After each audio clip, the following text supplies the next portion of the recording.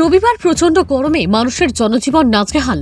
রবিবার প্রচণ্ড গরমের কারণে শিলচর শহরের রাস্তাঘাট নিস্তব্ধ হয়ে আছে, নেই রাস্তায় লোকজন। প্রচণ্ড গরমের কারণে অনেক মানুষ ঘর থেকে বের হতে পাচ্ছেন না।